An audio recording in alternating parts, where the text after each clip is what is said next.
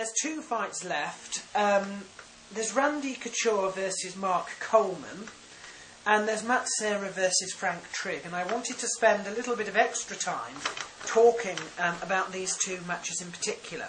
I'm going to start off with the main event. Do you know, more and more often in the UFC, the main events are hosting people who are either extraordinarily better than the person they're being put up against, in which case you're talking about most of the champions at the moment. BJ Penn, you know, whoever he fights is going to be a little bit of a... how do you put this nicely? They're just not going to be quite as good. Again, Anderson Silva, whoever he fights, you know, he has problems of his own, obviously, with being a counter-striker and being boring, and possibly being bored. But you can usually say that whoever he fights, you know, the person is going to be not quite as good. GSP, you know, the same thing. You might accuse him of cheating, but, again, it still sticks. 3 of the champions, if they're in the main event, are usually sure picks to win. The other thing the UFC at the moment are doing, I feel, is a little bit like stylised fights. They're putting a lot of oldies, particularly in the heavyweight division, matching each other. Sometimes they only have consequences in terms of their names. You know, both Randy Couture and Mark Coleman have very, very large names. They have pulling power. They have legacies because of what they have done in the sport and because of who they are. But whether they fight and who wins actually doesn't matter. It's not going to change the leaderboard in terms of champions. It's they are ageing. They can fight, but they are never going to be significant in terms of making groundbreaking history again. I don't think. That's my personal opinion.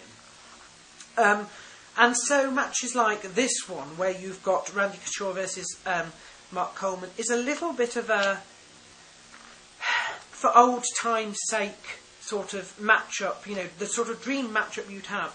Mark Coleman really illustrates a time previous to what we've got now, a time previous possibly to weight divisions, a time previous possibly to Zuffa even. That's what he represents. An age where if you won once or twice, you know, you established yourself as a legend.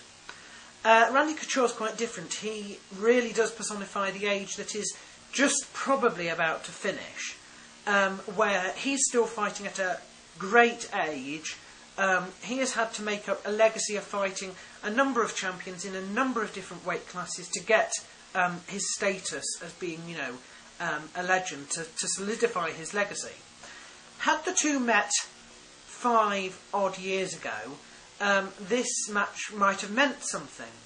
Now it's really an exhibition match, and personally I'm just not interested in it. I think it's lovely. I think possibly these 2 have earned the right to be able to face each other in a match that doesn't matter, just for the sake of fighting, perhaps. But for the general fan and for the sport, it's not going to do very much. The other thing I think is that the past is never quite as valuable as the present. No matter what happens in this match, I think, you know, politically speaking, neither of them are going to finish each other off. It's going to go to decision, and Randy Couture is going to win it no matter what. Unless Coleman is just so obviously that much better than we've seen him before, you know, I think it's a done deal with Randy Couture. So, don't know how I feel about that. I guess it finally proves that mixed martial arts has now a long enough history to be able to do these sort of exhibition fights, and for them to mean something sort of just because of the history of the institution. You know, it's more than 10 years in age now, and you can now have golden oldies fighting each other for old time's sake. The other match is Matt Serra versus Frank Trigg, 2 of the world's biggest twats, basically. Frank Trigg, you know, mouth like that, It doesn't matter what he's doing, whether he's in professional wrestling, whether he's in mixed martial arts, no matter what, he shit talks, and he's just not a nice person, in my opinion. Matt Serra, you know, the two deserve each other. If it's possible to find a bigger shit talker and a bigger twat than Trig, it would be Matt Serra. And particularly from my perspective, being quite a fan of Hughes, and Hughes having had his chance to sort of go up against both, both were, you know, pretty ugly to him. And to be totally honest, he beat both of them hands down. Now we get this interesting thing where they're fighting each other, and it's a win-win situation because they're both going to be shit talking. They're both going to be doing their best to beat each other, and nobody likes them. And it doesn't matter who loses and who wins. It's a win-win situation because somebody you don't like is going to get squashed, and that's what matters. Now, I personally think that Matt Serra will win. I just think he is just that slightly bit sharper. I think he's possibly slightly more with it. His record isn't quite as good. You know, Serra is 9-6, Frank is 19-7. So he's got 10 more, you know, double the amount of wins, plus one more loss.